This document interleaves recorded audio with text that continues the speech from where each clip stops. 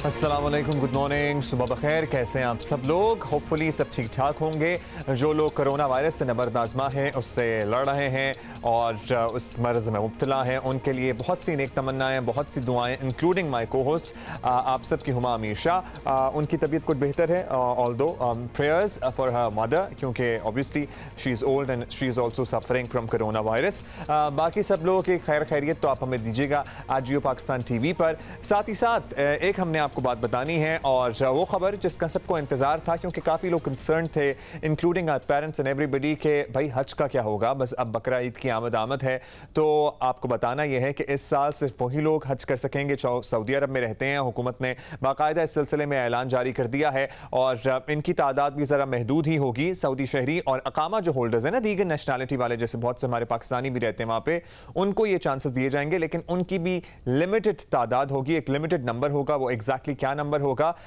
इसके बारे में हतमी तौर पर कुछ नहीं कहा गया है, लेकिन यही बताया गया है कि दीगर ममालिक यानी पूरी दुनिया से कोई भी ट्रैवल करके हज के लिए नहीं जा सकेगा। तो ये तो बात जिसके बारे में लोगों को कन्फ्यूजन थी, ये बात हतमी हो गई है, ये बात अब फाइनलाइज हो चुकी है।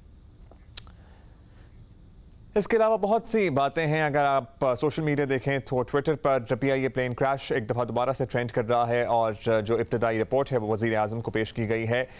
चाहे जिसको भी जिम्मेदार ठहराया जा रहा है, चाहे किसी ने SOP फॉलो नहीं किया या किया, बात यह है कि अगर किसी ने SOP फॉलो नहीं किया तो बाकी सब से भी जवाबदेही होनी चाहिए ना। पूरे सिस्टम को दोबारा से रिव्यू करने की ज़रूरत है कि ये कैसे पॉसिबल है कि कोई पायलट या फिर एयर ट्रैफिक कंट्रोलर, जिसको भी इसमें जिम्मेदार ठहराने की कोशिश की गई है, ठहराया जा रहा है, वो बगैर SOP के ये सारी कार्रवाई कर सकें।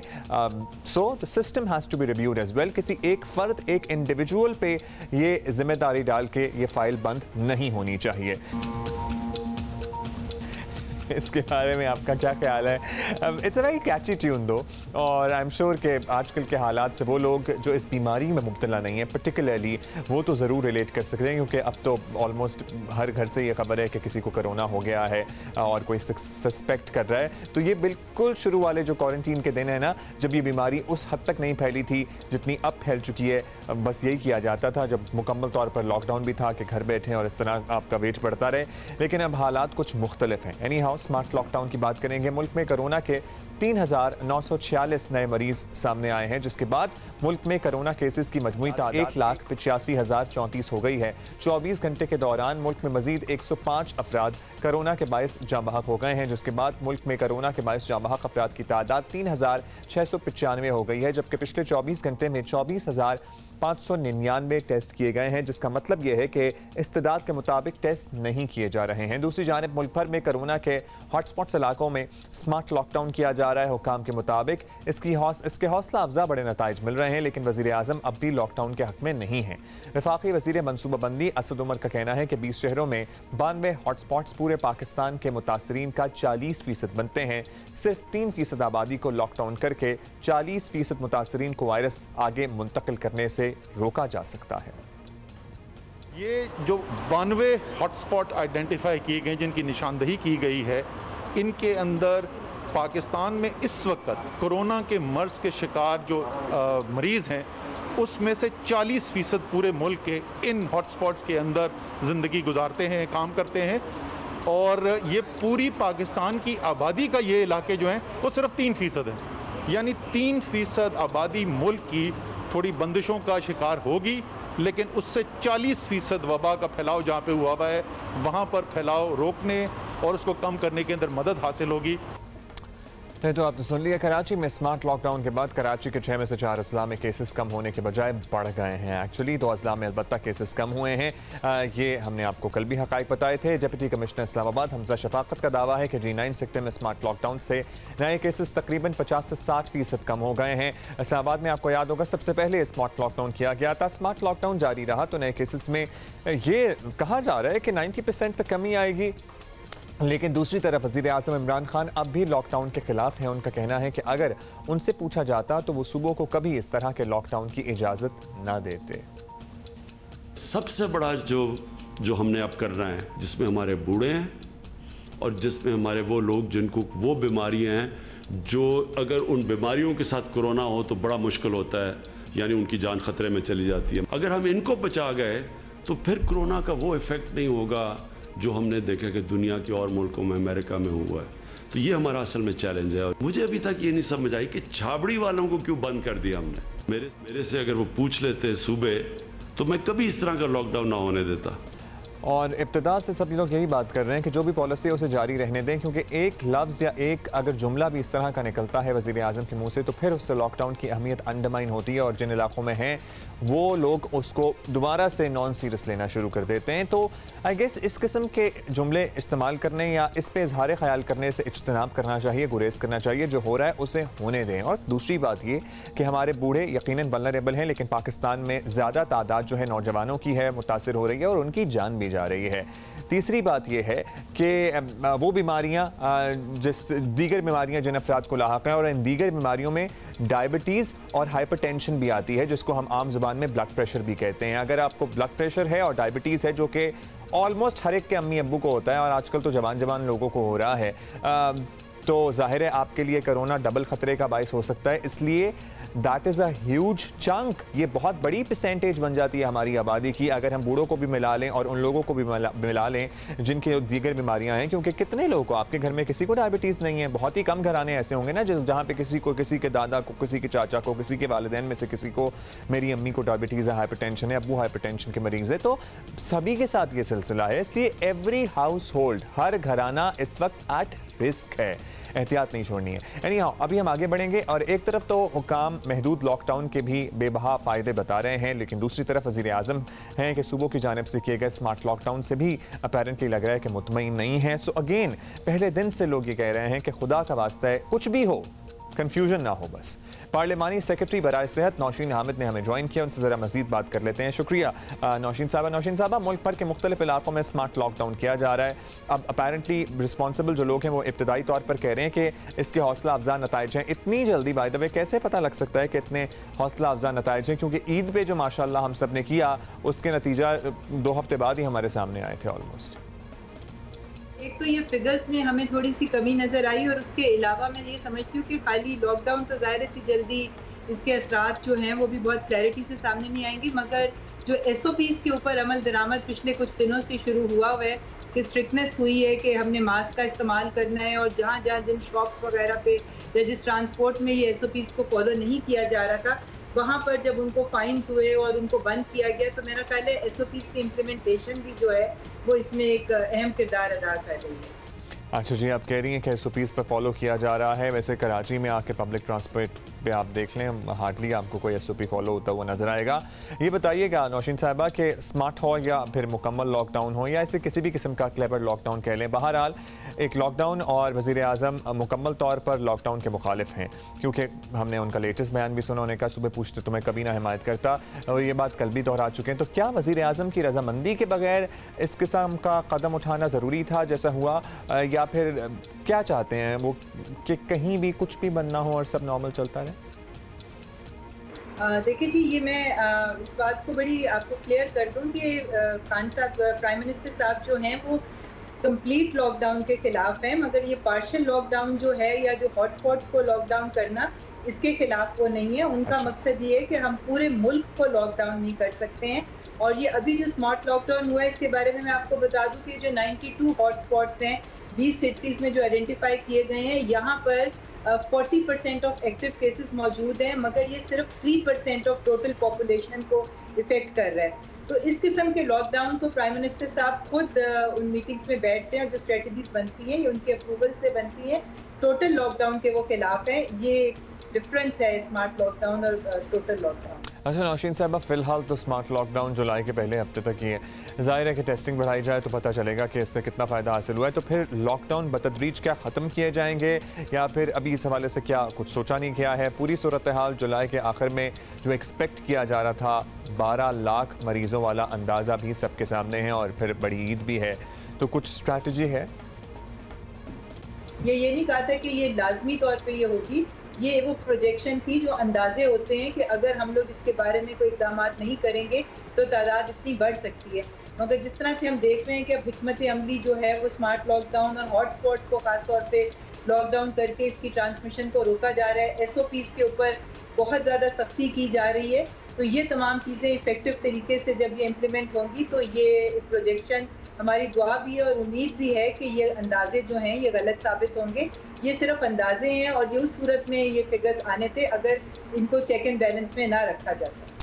ठीक है, बहुत शुक्रिया आपका नौशीन हामिद साहबा। और एक बात जो हमने इससे पहले भी हाईलाइट की कि ज़्यादा से ज़्यादा टेस्टिंग होगी तो ही हमारे सामने असल हक़ाइक़ आएंगे, क्योंकि अभी भी कितने लोग हैं जो इनको सिम्टम हो रहे हैं और वो घर पे बैठे हैं, उन्हें पता लग गया है कि उनको कोरोना है, लेकिन वो टेस्ट कराने की ज़हमत नहीं कर रहे हैं। तो जो नंबर्स हमारे पास कन्फर्म्ड केसेस की सूरत में आ रहे हैं ना, इस पर बिल्कुल भरोसा ना करें। इससे कहीं बड़ी तादाद हो सकती है उन मरीज़ों की जो बगैर टेस्ट कराए अपने घर पर आइसोलेट हैं, या फिर उन्हें पता लग गया है कि वो कोरोना से नंबर आज़मा हैं और वो अपने आप को अलग थलग करके बैठ गए हैं।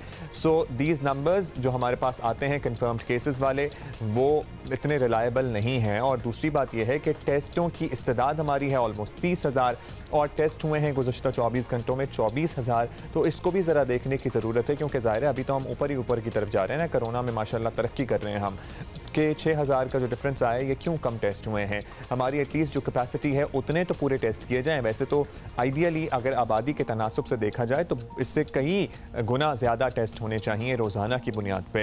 50,000 से एटलीस्ट ज़ायद टेस्ट होने चाहिए, तभी सूरत हाल जो है वो सही मानों में हमारे सामने आ सकेगी, लेकिन ऐसा नहीं हो रहा। और ये भी बताया जा रहा है कि अगर हम चाहें तो हम 50,000 टेस्ट कर सकते हैं रोज़ाना, लेकिन सिर्फ 24,000 टेस्ट होना is alarming. This needs to be looked into as well.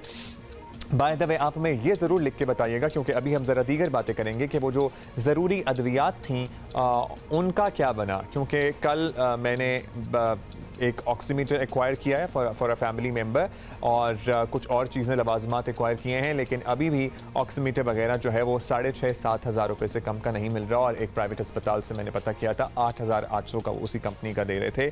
तो कुछ तो रेगुलेशंस हों कि ये कीमतें ऐसी हों कि नॉर्मल इंसान जो है वो अफोर्ड कर सकें। दवाइयाँ फिर से गायब हैं, ये ज़रूर देखना चाहिए किसी को, और ये रिस्पॉन्सिबिलिटी बनती है हुकूमत की।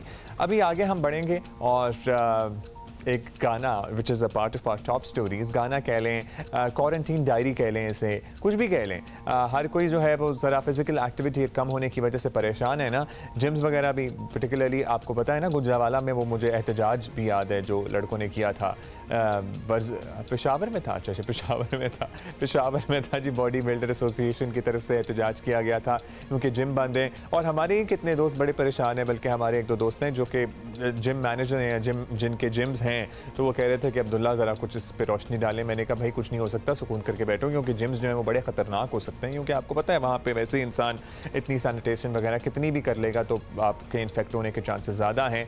एक और अहम खबर जिसकी बहुत बात हो रही है, PIA तैयारा हादसा। एक दफ़ा फिर से हम तमाम लवाहिकीन से जिनके प्यारे इस दुनिया से चले गए हैं इज़हार ताज़ियत भी करेंगे। इस हादसे की रिपोर्ट वज़ीर को पेश की गई है। अच्छी बात है कि वादे के मुताबिक 1 माह में रिपोर्ट आ गई है। देखना यह है कि ये मामला सिर्फ रिपोर्ट आने तक ही रहेगा या इस बार कोई एक्शन भी होगा। और एक्शन से मुराद ये है कि सिस्टम ओवरऑल किया जाए, अगर कोई ख़राबी है उसमें। तो तहकीकाती रिपोर्ट में पायलट और एयर ट्रैफिक कंट्रोलर को हादसे का जिम्मेदार ठहराया गया है। कौमी असम्बली में वज़ीर हवाबाजी गुलाम सरवर खान का कहना था कि 2010 से 2020 तक होने वाले हादसात की रिपोर्ट भी ऐवान में रखूंगा। बुध के रोज तमाम रिपोर्ट्स ऐवान में ले आऊंगा। So we are looking forward to that as well. Report बिल्कुल तैयार हो चुकी है, मिल चुकी है। आज हमने प्राइम मिनिस्टर से भी डिस्कस कर लिया है और मैंने उसके साथ ये भी कहा था कि पिछले कुछ हादसात उनकी रिपोर्ट्स भी इंशाअल्लाह ताला इस रिपोर्ट के साथ मैं इस मुअज़्ज़ज़ ईवान के सामने और आवाम के सामने रखूँगा। इन सारों को इकट्ठा करके टेंटिवली हम बुध को इंशाअल्लाह ताला ये रिपोर्ट सबमिट कर देंगे। बहुत बहुत शुक्रिया। ज़राए के मुताबिक एयरक्राफ्ट एक्सीडेंट इन्वेस्टिगेशन बोर्ड की अबूरी रिपोर्ट में इंकशाफ किया गया है कि लैंडिंग के वक्त कॉकपिट क्रू ने एयर ट्रैफिक कंट्रोलर की हिदायत को नज़रअंदाज किया। एयर ट्रैफिक कंट्रोलर भी हिदायत पर अमल करवाने में इनफैक्ट नाकाम रहा। रिपोर्ट में तैयारे में फ़नी खराबी को खारिज अमकान करार दिया गया है। तैयारा हादसे में PIA और CAA को बराबर का जिम्मेदार ठहराया गया है।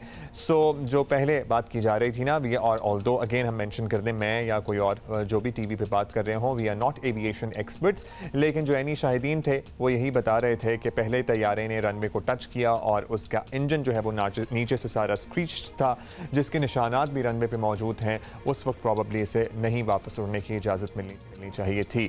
शहजाद चौधरी साहब हमारे साथ मौजूद हैं, वाइस मार्शल रिटायर्ड हैं, उनका ज़ाहिर है बड़ा तजर्बा है। बहुत शुक्रिया शहजाद साहब। शहजाद साहब दिफाई तज्ज़ियाकार भी हैं। शहजाद साहब, ये जो अबूरी रिपोर्ट आई है, तैयारे के कॉकपिट क्रू और एयर ट्रैफिक कंट्रोलर दोनों को हादसे का जिम्मेदार करार दिया जा रहा है। अब तक जो फाइंडिंग्स हैं, अब आपका तजर्बा क्या कहता है? वुड यू अग्री या फिर कोई ऑल्टरनेटिव थ्योरी भी हो सकती है? पायलट का तो 100% इसके अंदर वाज़ेह था कि ये उसी का एरर है। हाँ, एक मुमकिनात थी कि उसके पास, बेचारे के पास कोई ऐसी इमरजेंसी थी हवा में जो कि वो अनाउंस नहीं कर पाया या करना नहीं चाहता था, और उस वजह से बगैर बताए वो जहाज़ को लैंड करना चाहता था। इसलिए उसने तमाम जो कवायद और ज़वाबित थे, जो प्रोसीजर्स थे, उनको तहबाला किया, उनको सर पे नज़र किया और अपने तौर पे डायरेक्टली लैंड करने की कोशिश की तेज़ी के साथ, और ATC की भी बात ना सुनी। तो वो तो अगर वो पता लग गया कि ऐसी कोई बात नहीं थी, जहाज़ बिल्कुल परफेक्ट था, बिल्कुल सही था, और जब तक वो लग के ज़मीन से दोबारा ऊपर नहीं उड़ा उससे पहले ख़राब नहीं था मुकम्मल तौर पर। उसकी ये वजह एक्सीडेंट होना ही नहीं चाहिए था, तो इसलिए मुकम्मल तौर पर पायलट की तो बनती है।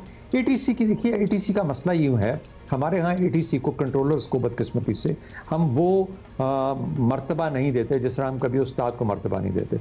ATC का काम होता है सेफ्टी ऑफ फ्लाइट, उसको तमाम जहाज़ों का पता है, और सिर्फ एक PIA के जहाज़ का नहीं, उसको एयर ब्लू फलाना ये वो सारा कुछ, उसने उन सब के साथ सेपरेशन और सेफ्टी रख के लेके आना है। लेकिन हमारे यहाँ जो कल्चर है, जो हमारे पायलट्स का कल्चर है, ख़ास तौर पे PIA में कह लीजिए या बाकी जगहों पे, क्योंकि ये तकरीबन ओन करते हैं एयर स्पेस को, इतनी इनकी डोमिनेंस है in terms of the flying that they do, तो इसलिए आम तौर पे बेचारे कंट्रोलर्स की बात सुनी नहीं जाती। कल्चर की आपने बड़ी इंपॉर्टेंट बात की है, this needs to be reviewed as well, और इंडिविजुअल सतह पे रिव्यू किया जा सकता है। ये बिल्कुल वही कल्चर है जहाँ हम नर्सेज या स्टाफ या पैरामेडिक्स को इतनी इंपॉर्टेंस नहीं देते जितनी डॉक्टर को मिलती है। हालांकि दोनों का रोल बड़ा अहम है किसी भी मरीज़ की देखभाल के लिए। इसी तरह ATC कंट्रोलर्स और पायलट्स दोनों आर इक्वली इंपॉर्टेंट। शहजाद साहब, हम देखते हैं कि यहाँ इस तरह के हादसात की रिपोर्टें आ तो जाती हैं, उसके बाद सिस्टम में कोई बड़ी तब्दीली नज़र आती नहीं है। तो ये रिवायत तो बदलनी चाहिए, क्योंकि इसमें बहुत से लोग और फिर उनके ख़ानदान इन्वॉल्व होते हैं। तो क्या एक्शन होना चाहिए? देखिए, बहुत बड़ा सवाल है और इसका बहुत ही एक डीप जवाब भी हो सकता है। बदकिस्मती से हमारे यहाँ जिस किस्म के पावर सेंटर्स हैं, और पावर सेंटर से मुराद सिर्फ नेशनल लेवल पे नहीं है, ये इंस्टीट्यूशनल अदाराती लेवल के ऊपर भी PIA सिविल एविएशन के अंदर आपस में चपकलश है, PIA के अंदर बहुत सारी चपकलश है, मैनेजमेंट की और पायलट्स की और ऑपरेटर्स की और इंजीनियर्स की और कैबिन क्रू की और लोडर्स की और इन तमाम लोगों की, इनकी आपस में कशमकश है। तो जहाँ पर इतने सारे लोग आपस में लड़ रहे हों, भिड़ रहे हों, वहाँ पर किसका कोई बात मानने के लिए तैयार है? तो हमारा सबसे बड़ा मसला PIA का आज ये है कि इतने हिस्सों में बंट चुकी है, इतने कि इसके ऊपर कोई एक मैनेजमेंट की एक शक्ल तो नज़र आती है, और वो कहते हैं सारे कि हम इसको ठीक करेंगे। आपने एक मैनेजिंग डायरेक्टर को और चेयरमैन को रुला के भेजा यहाँ पे, बेचारे की बाद में मेरे ख्याल में डेथ हो गई, बड़ा शरीफ आदमी था, रोता हुआ वो, उसने प्रेस कॉन्फ्रेंस में रोया वो, जब वो उसको हटाया गया जब जा रहा था। तो ये बदकिस्मती है हमारी। तो हमें PIA को रीस्ट्रक्चर करना है। रीस्ट्रक्चरिंग के लिए अगर पब्लिक प्राइवेट पार्टनरशिप चाहिए वो करना पड़ेगा, लेकिन इसका control, hiring and firing authority has to go away to some private management ऐसी हो जो कि ये फैसले कर सके, जिससे कि पायलट्स और तमाम बाकी लोग हैं वो डरें कि वाकई ये हमें नौकरी से निकाल सकता है अगर हमने किसी कानून की खिलाफ वर्जी की या प्रोसीजर को फॉलो ना किया। बिल्कुल, अगर किसी इदारे को ठीक करना है, बहुत शुक्रिया आपका शहजाद चौधरी साहब, तो कुछ सख्त फैसले लेना पड़ेंगे। ओवर स्टाफिंग का मसला है, अनक्वालिफाइड लोगों का मसला है, डिग्रियों तक का मसला आया था लोगों की। सो ये सब कुछ मैनेज करना होगा, ये सब कुछ ठीक करना होगा। और जो हायरिंग एंड फायरिंग वाला मामला है ना, ये किसी ऐसी पार्टी को करना चाहिए जिसकी कोई सियासी वाबस्तगी ना हो और कोई फेवरेट्स ना हो। जो पॉजिटिव खबरें हैं ना, जो कोविड-19 के पेशेंट्स हैं, उनको उन्हीं पे तवज्जो देनी चाहिए और उन्हीं को सुनना भी चाहिए। जो नेगेटिव खबरें हैं उनसे ज़रा दूर रहें, क्योंकि इस बीमारी से लड़ने के लिए आपकी इम्यूनिटी का स्ट्रॉन्ग होना ज़रूरी है, और इम्यूनिटी आपकी तब स्ट्रॉन्ग होगी जब आप अच्छा सोचें। सोचेंगे, हम बार बार आपको ये कहते हैं। और अच्छी खबर यह है कि अदाकारा रुबीना अशरफ, जिनके बारे में क्या क्या अफवाहें गर्दिश कर रही थी और हम तब भी कह रहे थे कि ये सारी अफवाहें हैं, इन पे कान ना धरें, उनका कोरोना टेस्ट मनफी आ गया है। Although she was under treatment at A hospital, लेकिन अब वो काफ़ी बेहतर हैं। रुबीना अशरफ के शोहर तारिक मिर्ज़ा के मुताबिक रुबीना अशरफ बदस्तूर अस्पताल में ज़ेर इलाज हैं, लेकिन उनका टेस्ट मनफी आया है। रुबीना अशरफ कमज़ोरी के बायस मुकम्मल सेहतियाबी तक अस्पताल में ही रहेंगी। और एक्चुअली जो लोग रिकवर हो रहे हैं और जिनको ज़रा सिवियर सिम्टम्स हुए हैं इस बीमारी के, वो यही बता रहे हैं कि इतनी लथार्जी और इतनी कमज़ोरी है उसके बाद। इनफैक्ट कल हमारे एक और कॉलीग हैं जिनको कोरोना वायरस हुआ और उसके बाद वो रिकवर हुए, उनसे भी मेरी बात हो रही थी। कहते हैं कि आज 18वां दिन है और वो अब भी, जवान लड़के की मैं बात कर रहा हूँ, 32 ईयर्स ओल्ड, आज 18वां दिन है और अभी भी 50 कदम से ज़्यादा नहीं चला जा रहा। तो ऑल दोज हु थिंक कि बस ये फ्लू होके या माइल्ड सिम्टम होके निकल जाएंगे, जिनको थोड़े से भी ज़्यादा सिम्टम होते हैं उनका इतना अफेक्ट होता है तमाम बॉडी का निज़ाम। और एक और फिर हमारे रिश्तेदार हैं, उनका पता लगा मुझे, उनको कोरोना वायरस होके ख़त्म हुआ, उनको एज सच कोई फिजिकल सिम्टम नहीं हुआ, लेकिन उनकी टांग में एक ब्लड क्लॉट बन गया। और ब्लड क्लॉट को जब चेक कराया और फिर उसका CT स्कैन किया गया तो कोरोना वायरस ने लंग्स को बुरी तरह मुतासिर किया था और जगह जगह पैचेस, धब्बे और क्लॉट्स थे। ऑल्दो लंग्स में ऐसी सलाहियत अल्लाह ताला ने रखी है कि over the period of time वो खुद रिकवर कर जाते हैं, लेकिन कोरोना वायरस जो फिजिकल आपको सिम्टम देता है वो तो देता ही है, आपके बॉडी के अंदरूनी फंक्शंस को भी नुकसान पहुंचा रहा होता है। तो प्लीज़ इसको सीरियसली लें। एक और ख़बर, और अब तो ऐसा लग रहा है कि शादी ब्याह पे भी वो जो सोना दे दिया जाता था या ख़रीद लिया जाता था वो भी बहुत ही मुश्किल हो जाएगा, बिकॉज़ कोई भी अमीर गरीब नहीं अफोर्ड कर सकता। गरीब तो बिल्कुल ही नहीं, अमीर भी एक हद से ज़्यादा सोना नहीं अफोर्ड कर सकता। और महंगाई का हम सुनते ही आए हैं, सोना आजकल कितना महंगा हो रहा है। तो बहुत से लोगों को, आपको पता है आजकल कुछ खास शादियाँ वगैरह हो नहीं रही हैं, तो इसलिए लोगों को आइडिया नहीं है। और मुल्क में सोने की कीमत में 1300 रुपये इजाफा हुआ है। और अब बता दें आपको कि फ़ी तोला कीमत क्या हो गई है। जनाब, फ़ी तोला कीमत है 1,02,000 रुपये। जी हाँ, 1,02,000 रुपये। 22 कैरेट सोने की फ़ी तोला कीमत हो गई है, 24 कैरेट की तो इससे भी ज़्यादा है। आलमी सराफा मार्केट में सोने की कदर में $12 इजाफे से जो अब नई कीमत है वो $1748 फ़ी आउंस है। तो इसका असर पाकिस्तानी मार्केट पे भी नज़र आ रहा है। और 24 कैरेट सोने की 1 तोला कीमत है 1,09,000। सो देयर यू गो, जो है आपके पास सोना उसे संभाल के रखें, बैंक में ही रखें। और एक इम्पॉर्टेंट बात मैं यहाँ ज़रूर कर दूँ, क्योंकि सोने की कीमत बदल जाती है, इसलिए लोग ये यूजुअली जो ज़कात वगैरह दे रहे होते हैं और इसका हिसाब लगाते हैं ना, वो उस वक्त जो उन्होंने पहले सोना ख़रीदा होता है तो उस हिसाब से लगा लेते हैं, या फिर उनको अपडेटेड कीमत का नहीं मालूम होता, उस हिसाब से लगा लेते हैं। लेकिन सोने पे जो ज़कात बनती है वो जो करंट कीमत होती है उस हिसाब से बनती है। सो ज़कात का हिसाब लगाते हुए और निकालते हुए भी इस सोने की कीमत को मद्देनज़र रखिएगा। अभी हम आगे बढ़ेंगे और आपको ये भी बताना है, ज़रा अच्छी खबर हम दे ही रहे हैं तो हमने आपको बता दिया। सोने वाली तो निकाल दें, वो अच्छी खबर नहीं थी इतनी ख़ास। पाकिस्तानी जहानत में किसी से पीछे नहीं, और फेसबुक ने मसनूई जहानत में अखलाकियात के उन्वान से, यानी फेसबुक ने intelligence artificial ethics and artificial intelligence की ट्रांसलेशन ज़रा मैंने की है। तहकीक हुई, अवार्ड हासिल करने वालों का ऐलान किया गया, जिसमें पाकिस्तान से ताल्लुक़ रखने वाले 2 लोग, एक नहीं 2 लोग शामिल हैं। एक एजाज़ मिला है पंजाब की इंफॉर्मेशन टेक्नोलॉजी यूनिवर्सिटी के प्रोफेसर जुनैद कादर को। कंग्रेचुलेशंस जुनैद साहब, we are very proud of you. और दूसरी शख्सियत हैं अमाना रकीब, जो कि IBA कराची से वाबस्ता हैं। अमाना साहिबा, आप पे हम सबको फ़ख्र है, आपके वालिदैन को भी मुबारक हो, आपको भी मुबारक हो। और इसमें सिर्फ 9 मुल्कों से रिसर्चर्स ने हिस्सा लिया, एज इन कामयाब हुए थे, और पाकिस्तान के 2 लोग शामिल हैं। सो पाकिस्तान में टैलेंट की कमी नहीं है, बस उसको यूटिलाइज करना आना चाहिए। और कोरोना से बचाओ, एहतियात ही इसका वाहिद हल है। पाकिस्तान में सूरत हाल ये है कि पिछले 24 घंटे में पाकिस्तान में कोरोना के 3,946 नए केसेस सामने आए हैं, जिसमें कोरोना केसेस की मजमूई तादाद 1,85,034 हो गई है। डॉक्टर फैसल महमूद को बगैर किसी डिले के हम शामिल करेंगे। डॉक्टर साहब, पहला सवाल जो हमारे पास आया है वो ये आया है कि एंटीबॉडी टेस्ट कराया और रिएक्टिव आया है। लोगों को टर्मिनोलॉजीज नहीं पता होती, पॉजिटिव नेगेटिव तो फिर भी समझ आ जाता है, तो रिएक्टिव और नॉन रिएक्टिव का नहीं पता होता। आप ज़रा हमें क्लियर कर दें, रिएक्टिव से क्या मुराद है और नॉन रिएक्टिव से क्या मुराद है? एंटीबॉडी टेस्ट जो है वो एक ब्लड का टेस्ट है जो ये बताता है कि आपके जिस्म ने इस वायरस के खिलाफ ताकत पैदा करने की कोशिश की है कि नहीं की है। ये टेस्ट आपको ये नहीं बताता कि ये वायरस आपके अंदर मौजूद है या नहीं है, और दूसरा ये भी नहीं बताता कि ये वायरस आपको अगर लगा भी था तो कब लगा था।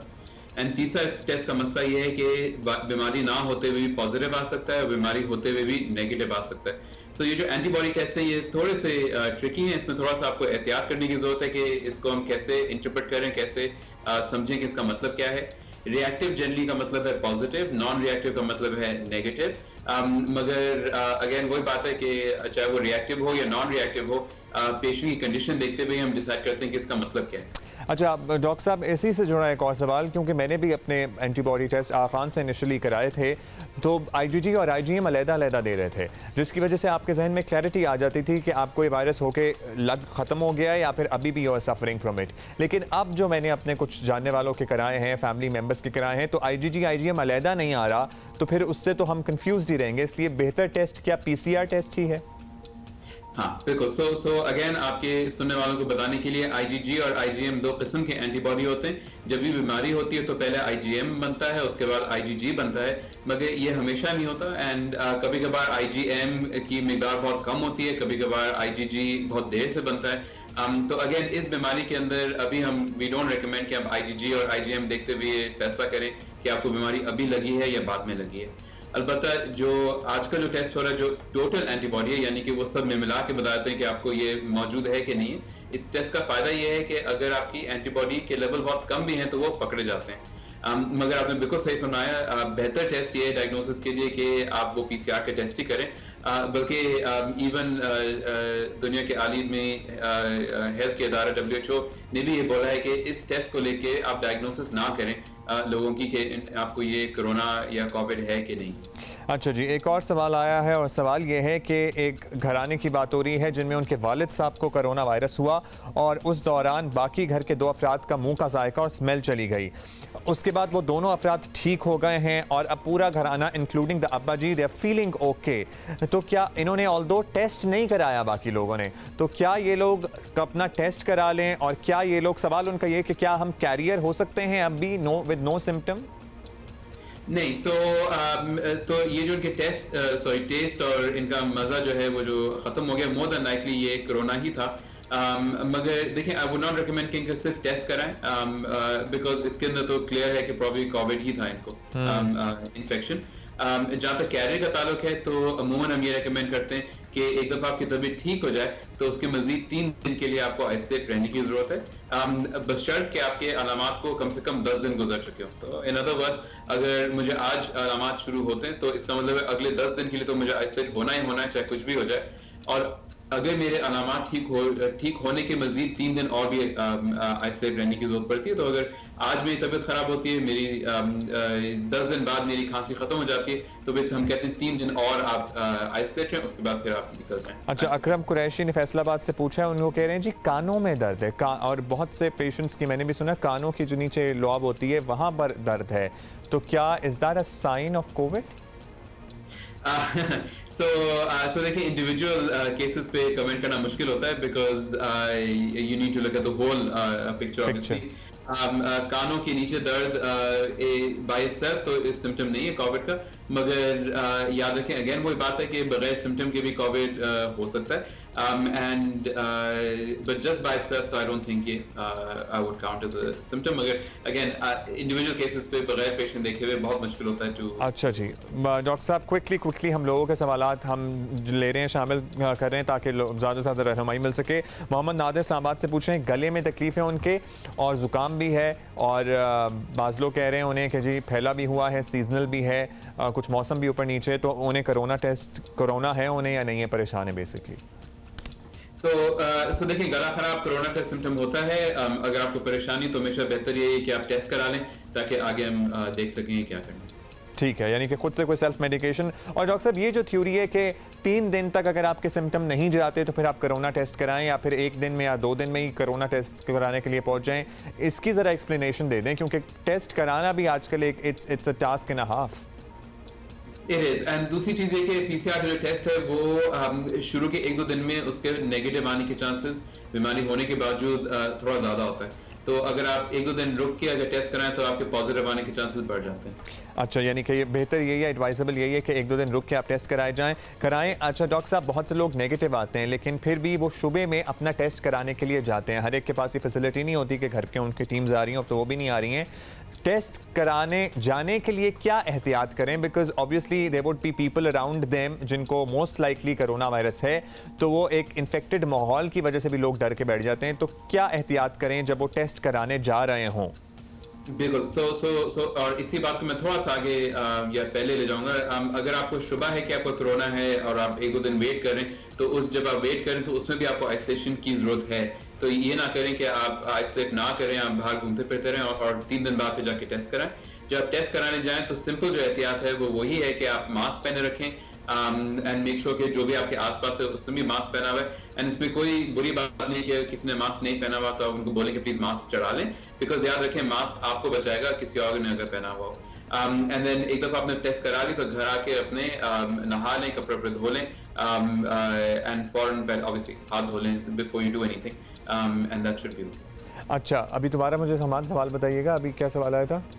मोहम्मद हनीफ ने कराची से पूछा जी, और सवाल उन्होंने ये किया है कि क्वारंटीन में उनको 2 हफ्ते हो चुके हैं, क्या वो बाहर वॉक पे जा सकते हैं? क्योंकि एक्चुअली बाज़ लोग इतने डरे हुए हैं कि वो घर से कमरे से बाहर निकल ही नहीं रहे हैं, अगर उनके पास कोई पॉसिबिलिटी भी हो, या फिर वो टेस्ट कराने के बाद वॉक करें, चहलकदमी भी नहीं कर रही हैं।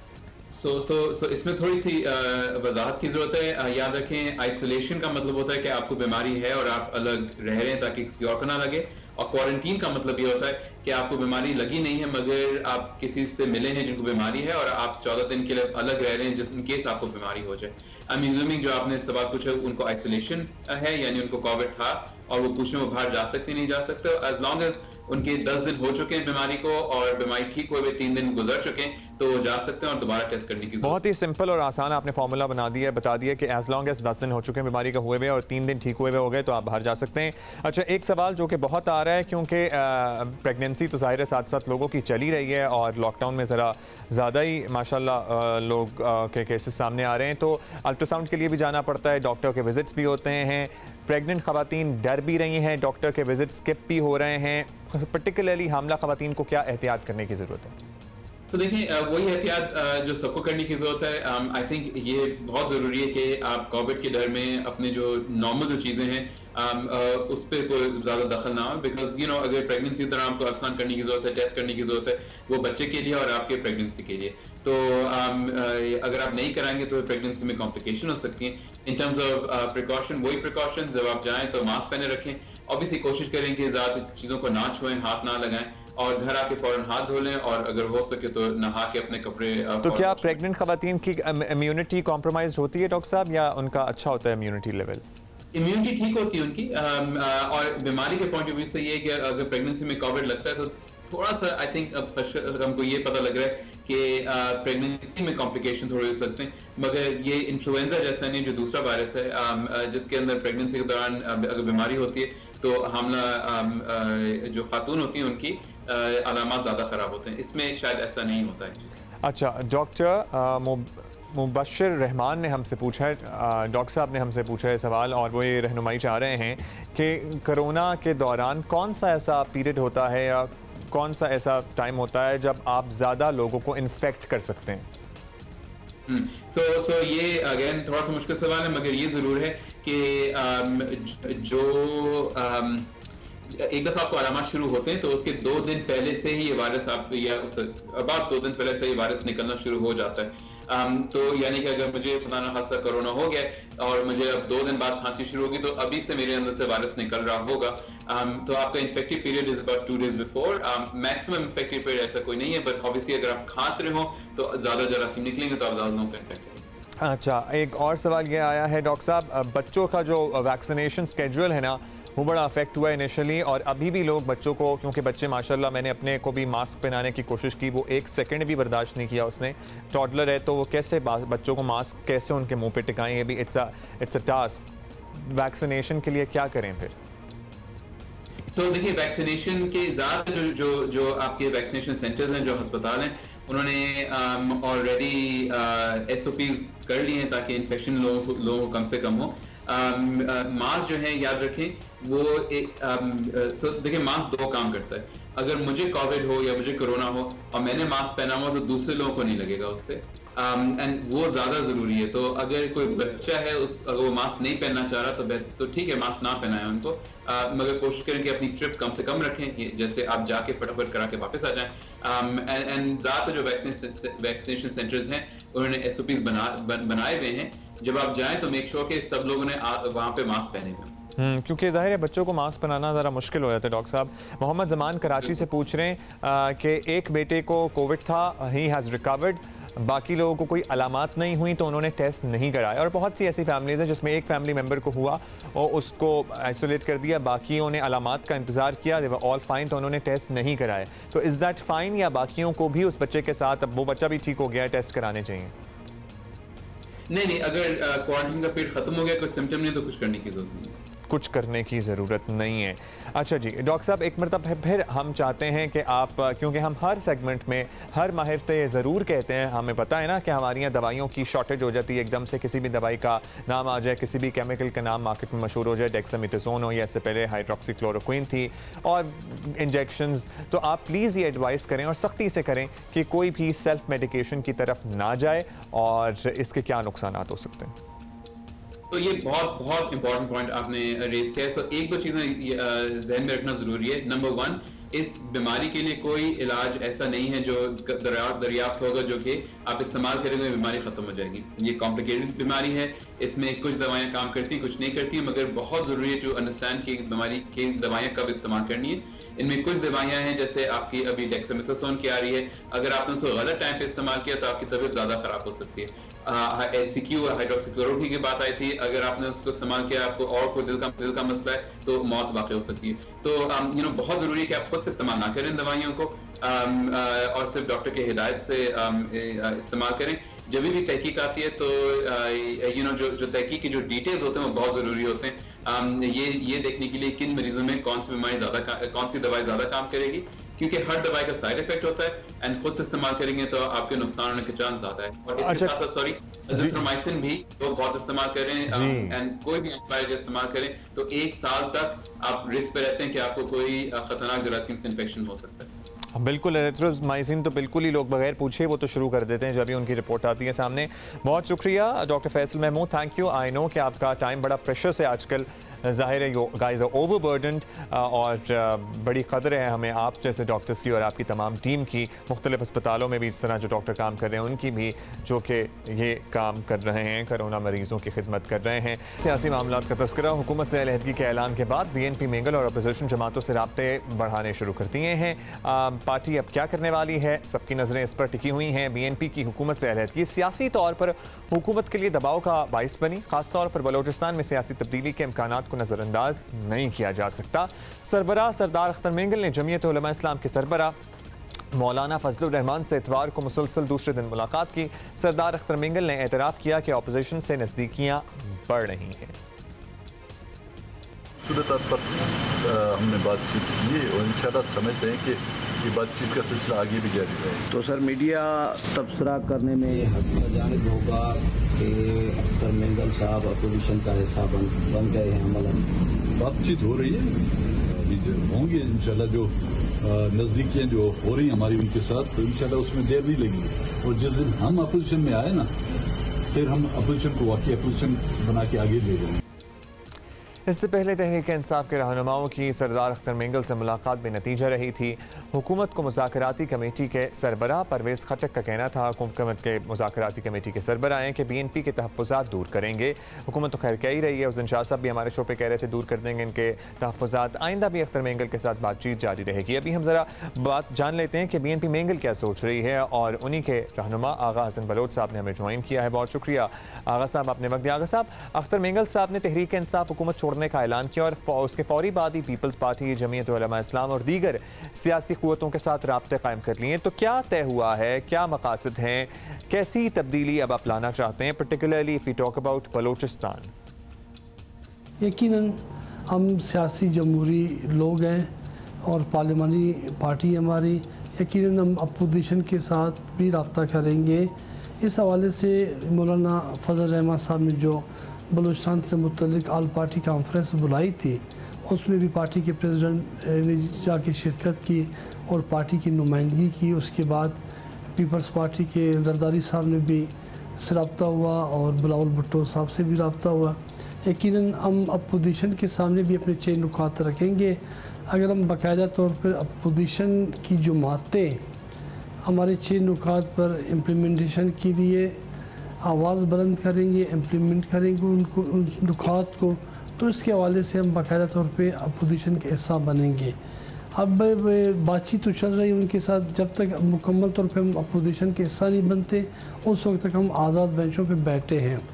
क्योंकि जो 6 नुकात हैं हमारी, वो 6 नुकात के हवाले से हम उन्हें कहेंगे अपोजिशन को कि जो बलूचिस्तान के जो 6 नुकात है, जो पॉलिटिकल नुकात है, उसमें लापता अफराद है, ग्वादर की कानून साजी है, अफगान माजरीन के इनखला है, बलूचिस्तान में 2 बड़े डैम्स की क़याम है, बलूचिस्तान में मरकज़ी महकमों में बलूचिस्तान के नौजवानों के लिए 6% कोटा है और बलूचिस्तान के शेयर्स में वो इजाफे के हवाले से ये हमारी पॉइंट 6 नुकात है। अगर इस पर बाकायदा तौर पे अपोजिशन कहती है कि हम अमल दरामद करेंगे तो हम बाकायदा तौर पर अपोजिशन के हिस्सा बनेंगे। अच्छा, ये बताइएगा, सब तहरीक इंसाफ की जानिब से भी आप लोगों को मनाने की कोशिशें जारी हैं मुसलसल। हुकूमत फौरी तौर पर आपको वो कौन सी बात अगर मानना चाहें आप लोग, कौन सी बात है जिस पे अग्री हो जाए हुकूमत तो शायद मामलात आगे बढ़ सकते हैं? 6 नुकात पर अगर 10% भी अमल दरामद किया जाता तो हम यकीनन कहते थे कि भी काम हो रहा है, लेकिन 6 नुकात पे अमल दरामद नहीं किया गया, 9 नुकात पे भी अमल दरामद नहीं हुआ। अगर आप चाहते हो कि बलूचिस्तान नेशनल पार्टी के लोगों के खदशात, बलूचिस्तान के तहफ़्फ़ुज़ात ख़त्म हो, तो इस हवाले से हम लोग जाके अमली इक़दामात करें, इन 6 नुकात के इशूज़ को मुकम्मल तौर पर एड्रेस करें, अमली तौर पे बलूचिस्तान के लोगों को दिखाएं कि तहरीक इंसाफ बलूचिस्तान नेशनल पार्टी के 6 नुकात पर अमल दरामद कर रही है। तो यकीनन हम तो क्या पूरे बलूचिस्तान के लोग तहरीक इंसाफ में शामिल होंगे और बलूचिस्तान में नारा लगा तहरीक इंसाफ जिंदाबाद। लेकिन अब हम उस पोजीशन में नहीं हैं कि हम ये कह सके, कंप्रोमाइज़ कर सके या ये कह सके कि जी हम आपके साथ दोबारा यानी आप हुकूमती यानी आज़ाद बेंचों पे बैठेंगे और फैसला वापस लेंगे। इस पोजीशन में हम नहीं है, ना हम लेंगे, कि हमारे पार्टी की मरकज़ी कमेटी हमारे लिए अहमियत का हामिल है और उसके फ़ैसले हमारे कौम कदर व मंजिलत की निगाह से देखते हैं। हम नज़रियाती जमहूरी पार्टी है, पार्टी का फ़ैसला हमारे लिए अहमियत का हामिल है, इसलिए इस पोजीशन में हम आपको नहीं कह सकेंगे कि हम दोबारा आपकी हुकूमत में शामिल होंगे। ठीक है, यानी वापसी के दरवाजे आज सच खुले नहीं हैं, वहाँ पे मसले मसाइल हैं। आगा हसन बलोच PNP के रहनुमा हमारे साथ में मौजूद थे, बहुत शुक्रिया। अभी आगे बढ़ेंगे और कोरोना वायरस की सूरत हाल अच्छी नहीं है, ये तो आपको पता ही है। और इंग्लैंड जाने वाले पाकिस्तानी स्क्वाड के 3 क्रिकेटर्स हारिस रऊफ हैं, हैदर अली हैं, शादाब खान हैं, इनके कोरोना टेस्ट पॉजिटिव आए हैं। तीनों क्रिकेटर्स के टेस्ट इतवार को रावलपिंडी में हुए थे, सेल्फ आइसोलेट कर दिए गए हैं इनको। शादाब खान का पैगाम है कि पाकिस्तानी उन्हें अपनी दुआओं में याद रखें। हारिस रऊफ का कहना है कि अगरचे उनका टेस्ट मुस्बत आया है लेकिन उनकी तबीयत ठीक है अल्हम्दुलिल्लाह। We glad to know that. Haris Rauf ने मज़ीद कहा कि शहरी SOPs पर अमल करें और अपनी फैमिली और अपने इर्द गिर्द के लोगों को महफूज रखें, पर्टिकुलरली पेरेंट्स को महफूज रखें। दौरा इंग्लैंड के लिए मुंतखब बकिया स्क्वाड मेंबर्स के लाहौर और कराची में पीर को टेस्ट किए जाएंगे, जिनके नताइज का ऐलान भी किया जाएगा। टीम 28 जून को खुसूसी चार्टर्ड फ्लाइट से मैनचेस्टर के लिए रवाना होगी। पाकिस्तान क्रिकेट बोर्ड के मेडिकल डायरेक्टर का कहना है कि डॉक्टर सोहेल सलीम का कहना है कि दौरा इंग्लैंड में रिस्क तो ज़रूर है, ज़ाहिर है इस वक्त ट्रैवल करना तो इट्स रिस्की, बट कोशिश करेंगे कि रिस्क को मिनिमाइज़ किया जा सके। कोरोना के माशी असरात की बात करेंगे। इसकी वजह से मर्दों की तो जॉब्स जा ही रही हैं, लेकिन मर्दों से ज़्यादा ख़वातीन की नौकरियां जाएंगी, ये खदशा ज़ाहिर किया जा रहा है। और ये भी होगा कि ख़वातीन ख़ुद काम करना छोड़ देंगी। कैम्ब्रिज यूनिवर्सिटी की रिसर्च बता रही है कि अभी भी दुनिया में सिनफी मसाफात के मसाइल मौजूद हैं। माहिरीन ने खदशा ज़ाहिर किया है कि कोरोना की वबा से प्रोफेशनल ख़वातीन मर्दों के मुकाबले में ज़्यादा मुतासिर होंगी। रिसर्च के मुताबिक रोज़गार की जगहों पर मर्दों के मुकाबले में ख़वातीन को कोरोना से ज़्यादा ख़तरा है, क्योंकि ज़्यादातर ख़वातीन स्कूल्स, रेस्टोरेंट्स, सैलून्स या ऐसी ही दीगर जगहों पर काम करती हैं जो कि पब्लिक स्पेसेस होती हैं। ये तमाम रोज़गार कई माह से बंद हैं। स्कूल्स आपके सामने हैं, रेस्टोरेंट्स आपके सामने हैं, रिटेल शॉप्स जहाँ पे रश होता था, जहाँ ख़वातीन होती थीं, वो भी आपके सामने हैं। अब उतने स्टाफ की ज़रूरत नहीं है वहाँ पे।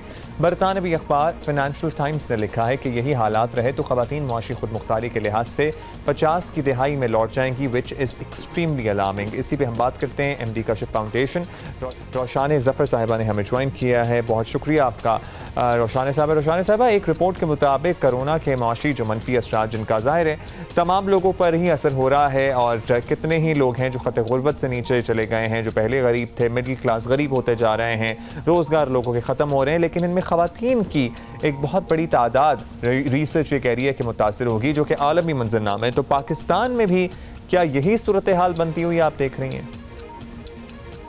हमने एक सर्वे भी किया अभी कुछ हज़ार ख़वातीन का जाके, जो अपनी मदद आप बिजनेसेस रन कर रही हैं, और हमने ये देखा है कि इस वक्त पोस्ट कोविड जो ख़वातीन के ख़ास शोबे हैं, मसलन ये ब्यूटी सैलून्स हो गए या स्टिचिंग के यूनिट्स हो गए या बुटीक हो गए, जिनको आप नॉन एसेंशियल बिजनेसेस कहेंगे या लग्जरी आइटम्स कहेंगे, वो ज़्यादा अफेक्ट हो रहे हैं। तो सबसे पहले तो माशी तौर पे अगर हम उनकी बिजनेसेस को देखें, कारोबार को देखें, तो वो बहुत मनफी तौर पर जो है अफेक्ट हो रहे हैं। फिर जब हम जब हम उनकी एम्प्लॉयमेंट के हवाले से बात करते हैं, आपको ये भी पता होगा कि इस वक्त हम जब कंपेयर करते हैं ख़वातीन का पार्टिसिपेशन रेट हमारी इकॉनमी में, मईशत में, मर्दों से, तो वो बहुत पीछे, 4 गुना पीछे हैं ख़वातीन। हमारी औसतन 100 में से 22% से 24% तक ख़वातीन जो हैं वो इस वक्त मईशत में इन्वॉल्व हैं या वो जॉब्स हैं उनकी। तो कोविड की वजह से बहुत सी फीमेल लेड जो काम है वो भी ख़त्म होंगे। तो मसलन फैक्ट्रीज़ बंद हो रही हैं जहाँ पे ख़वातीन काम करती हैं। टेक्सटाइल्स की बात करें तो ये भी फिर ख़वातीन को ज़्यादा इम्पैक्ट करेगा। और ये कहा ये जा रहा है इस वक्त कि कोविड के बाद इसको शी सेशन देखेंगे, यानी कि रिसेशन नहीं होगी बल्कि शी सेशन होगी। ख़वातीन के हवाले से ज़्यादा इसका इम्पैक्ट होगा। रोशान साहब, कोरोना और लॉकडाउन के बायस बेरोज़गार होने वाली ख़वातीन की शरह इसलिए भी ज़ाहिर ज़्यादा बताई जाती है कि ख़वातीन ज़्यादातर सर्विस सेक्टर में काम करती हैं। हमने जिक्र भी किया जो कि नॉन एसेंशियल हैं। अगर वो ख़ुद कारोबार करें तो क्या मौशी तौर पर ये मसला क्या हल हम कर सकते हैं, या फिर ये बेहतर होगा उनकी फ़ाइनेंशियल इंडिपेंडेंस के लिए? प्रॉपर्टी राइट से लेके एक्सेस टू फाइनेंस के वो माली सहूलियात कहाँ से लेंगी, वो कैपिटल कहाँ से जनरेट करेंगी, बैंकिंग लोन्स उनको लेना बहुत मुश्किल है। और जब आप जैसे जैसे आप छोटी लेवल पर जाते हैं, जिस लेवल पर हम काम करते हैं कम आमदनी घरानों के लिए, तो वहाँ तो बिल्कुल ही ख़वातीन की इकोनॉमिक राइट्स जो हैं वो नहीं हैं। उनको समझा ही नहीं जाता कि वो कारोबार कर सकती हैं। तो सबसे पहला जो उनके सामने कंस्ट्रेंट आता है वो तो फिनेंशियल है। दूसरा अपॉर्चुनिटी का आता है, यानी कि मौक़े का। अब जब हम मौक़े की बात करते हैं तो इसमें सबसे पहले चीज़ जो आती है वो एजुकेशन आती है और एक्सेस आती है कि वो अपना कारोबार शुरू भी करेंगी तो वो खाम माल कहाँ से लेंगी और फिर जो प्रोड्यूस करेंगी वो कहाँ बेचेंगी, नेटवर्किंग कहाँ करेंगी। तो अगेन ये भी एजुकेशन के हवाले से आपको पता है हमारी ख़वातीन बहुत पीछे हैं।